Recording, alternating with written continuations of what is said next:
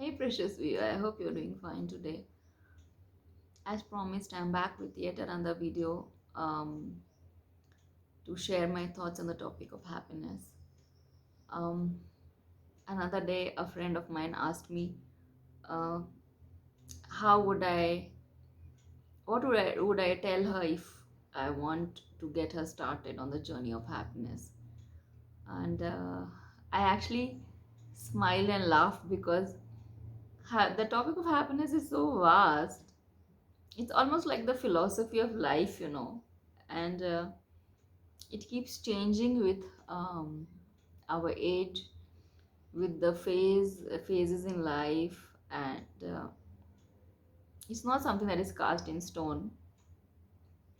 It's very different for different people, uh, because each one of us is unique. Our souls are here to experience our own journey in this world. um, so how could I just give a tip on getting started towards happiness? um, I thought whoever comes to me for coaching and consulting, I would, according to their unique personality, I would be telling them what to do. But here my friend asked me this, a very dear friend, and later on I dived deep into it, and I realized that as much as we are all so different, in some ways we are so similar. It's like poetry, the we are like the beads uh, in the thread of humanity. So we are actually all how do you say, we are joined. Despite being different, we are actually there are a lot of things which are universally similar to humanity. So if I was to actually say, tell you, give you a tip to get started on your happiness journey, I would say, um, start developing self-worth, work on that. And how do you work on self-worth? uh, the work to do on self-worth is to accept yourself. So self-acceptance is what you need to work on. um, if I was to tell you, if I was to give you some affirmations to start on that work, I would tell you to stand in front of the mirror and just say these two affirmations 21 times every single day before you start your day. So you wake up, look into the mirror, and say, I am enough. I love and accept myself. I am enough. I love and accept myself. So, when you start on this journey slowly, because you will be building awareness through these affirmations, you will realize how difficult this work is. And let me not lie to you, this is not going to be easy. And it might actually be the only work you need to do. It might actually be just the only work you need to do uh, in your quest for happiness. Develop self acceptance. um, I think the topic of self acceptance does not get so much weightage and is not discussed as often as it should be, because as humans we are constantly comparing ourselves with others. um, and of course the capitalist economy does not help us in any way, because it is based on motivation. It motivates humans to do better, work hard. But in the process we forget that there has to be a limit to the motivation and the pushing yourself thing, until it's become like a rat race. And when humans are a cog in the wheel, they are not very happy, especially when they cross the survival stage. If you are beyond survival, there will come a time when you will get tired and you will not feel happy about the capitalist economic system. And the system is designed in such a way that it makes us compare ourselves to each other. And no matter in what phase of life you are, and no matter how well you do for yourself, there will always be someone who will have done better than you. And hence the feeling of I am enough is so fleeting, because we live in a society. We have the innate need to belong, to be attached to people, um, if you come across Gabor Mate's work, he has his entire work is only about the tug of war that humans have between attachment and authenticity. We are constantly um, fighting an inner conflict where we need attachments, because that was our innate need as a child. As children, we needed attachment to survive, and it became wired in us. And even in we basically evolved into this modern day now, but originally we were hunter gatherers, and we always moved in groups because we used to feel safe in groups. So if you become alone suddenly and you don't belong to any group, you feel unsafe and you feel insecure.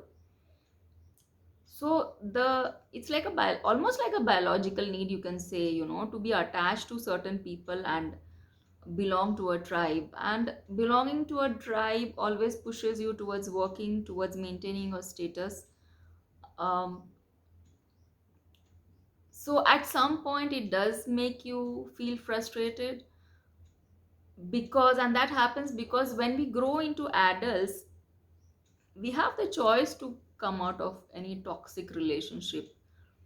um, but we just stay there because of our need for attachment. And so our authenticity basically gets suppressed. And authenticity means what, who we are really, and what our preferences are. And I might be top in the corporate ladder, but I actually want to be a chef. But maybe being a chef will not give me that status and the sense of belonging to the tribe, who I want to be with. So I keep being suffocated in my job just to maintain my attachment, and I'm killing my authentic self in the process. That will eventually just push you into depression, and you end up being unhappy and depressed, and you develop mental illnesses, health physical illnesses as well.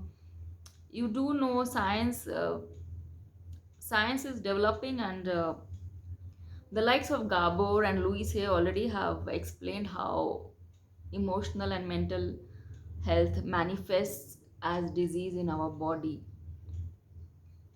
So, anyway, coming back to the topic of authenticity versus attachment. So, the authentic self keeps getting suppressed in this, whereas actually, for us to accept ourselves, we need to accept our authentic self unapologetically. Even if you make a mistake, you still love and accept yourself. You don't conform to norms, but you love and accept yourself, and that is not easy feat. It is not easy feat.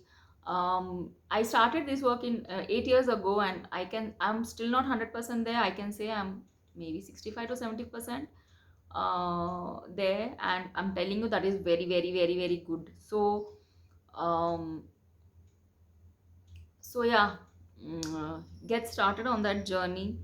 And it's not easy also, because if you look at Maslow's hierarchy of needs, at the bottom, level 1 is physiological needs, which is food, clothing, and shelter. Once that is satisfied, you go to the next level, which is level 2, and that is security. So for example, if you are in a war torn country, you will not feel safe at all despite having food, clothing, and shelter. So as humans, mm, that's the second level of our need. And the third level of our need once even the second level is satisfied, so you have food, clothing, shelter, and you are secure in a secure environment. Okay, then the next level is love and belonging, the need to love and belong. That is very strong in us humans, um, which is why also it is very difficult to be authentic, and we get stuck in level 3. So if you want to achieve real happiness and build a happy life, you'll have to do this hard work. You have to go towards self acceptance, and to embrace your authentic self no matter who says what. And I'm telling you, it is achievable, because as an adult, as a child you had no choice, but as an adult you always have the choice. um, you might feel alone or isolated for some time, but alone and isolated doesn't have to be bad. Solitude is also good for humans and to connect with the self. So I keep saying often that to be happy, the only relationship we have to build is with ourselves. Unless we build the relationship with ourselves, and look after our inner world, the outer world will not sort itself. So so the first step towards happiness is definitely developing self-worth by accepting yourself and embracing your authentic self unapologetically. um yeah, so all the best to you on that journey, and get started with the 2 affirmations. I am enough, I love and accept myself. I hope what I have shared today makes sense to you. Please feel free to comment and share any opposing views you have, or anything you felt after watching this video. You can also go to my website and reach me through my website. You can ask me any questions you have through the comment section or through my website. I'll be very happy to read and answer any questions you have. Okay, so that's all I have for you today, and I'll be back soon. And you have a lovely, lovely time. Bye.